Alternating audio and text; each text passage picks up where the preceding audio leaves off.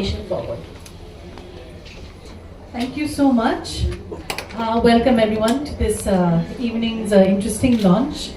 And I'm personally very excited about it because as a lifelong lover of, the creative and performing arts, I mean, this book brings all of it together. So that's, so I'm really, congratulations on this book. So, now at the beginning of this, every chapter, you name the rasa, then you go on to name the sub-rasa. But you don't stop there, you also go on to the dosh, the gun, and the kosha. So, how did you first come upon this relationship between the rasas and the panchakoshas? So, the original idea was definitely the rasa.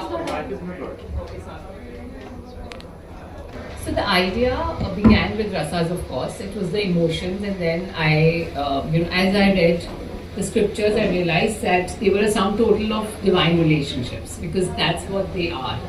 And each relationship had its own character, which was brought by this one emotion that was dominant.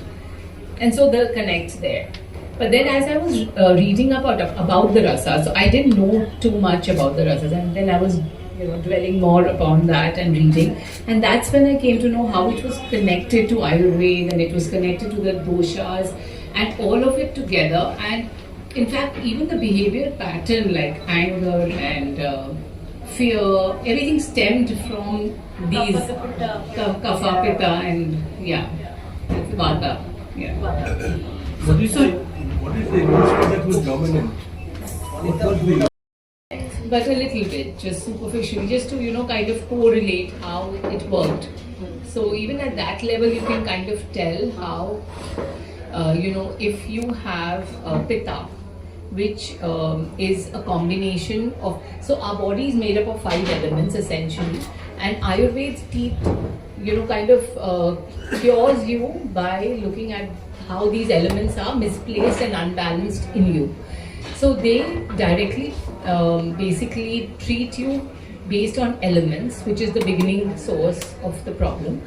And when 2 elements get together, they form a dosha, which is caused due to an unbalance of the elements. So when fire and air together cause pitta, which is the reason there's anger. It's also rajasic in gun, and so the Raudra Ras actually stems from there.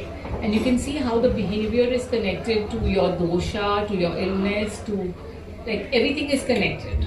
Because heavy winds fan fire, so Does the Natya Shastra, as a dancer and one who has trained and learned for decades now and who's now teaching, did you make, has there been this connection between the Ayurveda and the Natya Shastra? And yes, definitely, Natya Shastra is, of course, a treatise on dance, which covers every aspect of dance and actually theatre. And that we do, you see, the Navarasas play a very important role, because that is the essence of life. It's essence of our expression. It's essence of our inner being. So I haven't seen it totally in the Natya Shastra because it's really treatise on dance. But in certain shastras, they do link this together. Like they will also link it to yoga. You see? So yoga and the elements, yoga and the doshas, all that is there. But in Natya Shastra, it's mainly to do with movement and the importance of the Navarasa, which is so much the essence of the whole being. So there's an interconnectedness. Oh yeah. And I think the expression that you all depict through. Exactly. You see, because the theatre is that. Theatre is an amalgamation of all the rasas. Your whole body very subtly. Go away. So this is the Manipuri tradition, very subtle, and not many, of course, Hasya and all that comes in the Balya Leela, when the Krishna is with the demons and all that. But in the Ras Leela is Bhakti and Sridhar. Okay. Okay. I think for me, I'm biased with Shantras. Of course, Shantras is appealing to everyone because in this chaotic world, we all would love that silent mind. But it's also because I'm a Shiv and Shakti devotee, so I think I get biased by. So Shantras, I think, because I felt, their way to reach each other was through meditation, which was fabulous. Like, she gives up her body and he goes into meditation, and then she decides to meditate to get him back again, and this just carries on. So it's like she gives up food, she's meditating. It's like, but she did try another way initially. She did try to, lure him with her beauty, but that didn't work because of his state of meditation. And she did service. She also did a lot of service to him while he was meditating. She took permission that she could clean the area around him, and so she would do all of that. But that didn't attract as much attention.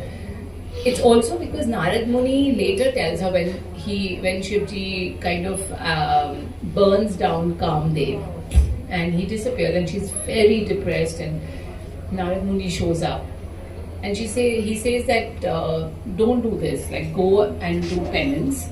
And the reason that your devotion to him didn't pay off because it had a sense of ego in it when you were serving him, and till you are devoid of that, you will not attain. So she said that's why this whole thing happened. So it's interesting because I think many of our stories and many of our texts, it all boils down to the letting go of ego. Even that line that you said was your favorite. The reason Ravan couldn't see past that is because of ego. And that's what she's present. The curse that Ravan receives from all these women who some were married, some were unmarried, and he would go on this rampage trip with his Pushpak Viman, and he would just pick up women, and he had stuffed his Pushpak Viman with these women, and their wailing cries were so loud that he, like, many times I hear people say that, oh, Ravan was such a great learned person. Agreed, he was, but they underplay his his mistakes, and I feel that this was one point that reading that particular aspect I felt.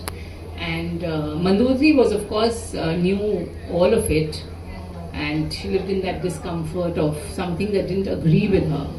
So this was, I think, one Disgust. That's where disgust. She was totally disgusted with his behavior, and but true. I beg to differ with your opinion. You call Ravan a sinner. In Vedic philosophy, there's no such thing as sin, Papurna. I don't think I used the word sinner. Yeah, you used it. But there are also other viewpoints, and where the sin is actually what does it say? Sin means it's something which you've done wrong, right? So it is another way of saying that you've wronged. So really, you're right from the Vedic philosophy point of view. But when we talk about the Upanishads and the other epics, that is very much strongly there about. But also this Vedic sin. philosophy. Vedic philosophy, the Atma is pure. That even in Quran and Upanishad. But when we take this body and come on earth, then we are interacting with people. We are making new karmas, which can be right and It wrong. doesn't make any impression on the soul. On the Whatever soul, is but wrong it you is do. can be wrong and right. based on what you've done in Yeah, this life. absolutely. So So your that is soul very much regenerates there. depending on your karma.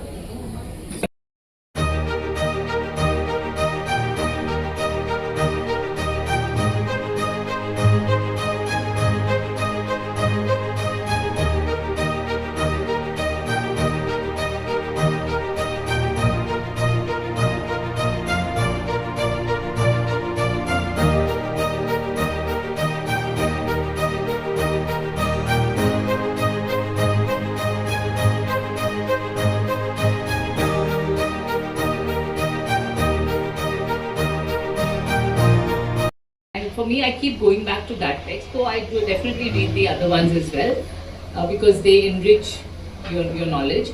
But so whatever I mentioned was from Valmiki Ramayana. Secondly, you talked about him being called as a priest. That was because his competence as a priest, his knowledge in the Vedas, his knowledge is what gave him ego. His bhakti is what gave him ego. He was so egotistical that he decided to lift Kailash with Shivji sitting on it. I mean, look at his ego. And then Shivji just pressed his thumb and he shouted in pain because he couldn't even get his hand free. So his ego was, like we earlier discussed, was his downfall. And definitely he had come, the whole Leela was for a purpose. So we can look at it from any eyes. And like even Gita Ji's interpretations, many people have done in different ways. It's totally, your own truth that you feel connecting to whichever character. But the whole Leela was because he was meant to be Bhagwan's enemy, so that he could annihilate him. He had received a shrap from Sanatan, and this whole role play was happening for that. There's so many stories why this role play happened. One is that Narad Muni cursed Vishnu Bhagwan, and so he had to come on earth and separate from Lakshmi Ji. So there are multiple stories, backstories to it. But I think it's your Oxford bookstore. Please do get a copy of the book and get it signed from the author herself. Also, do join us for tea and refreshment. Thank you and good night. Also, let us please put your hands together for this beautiful conversation.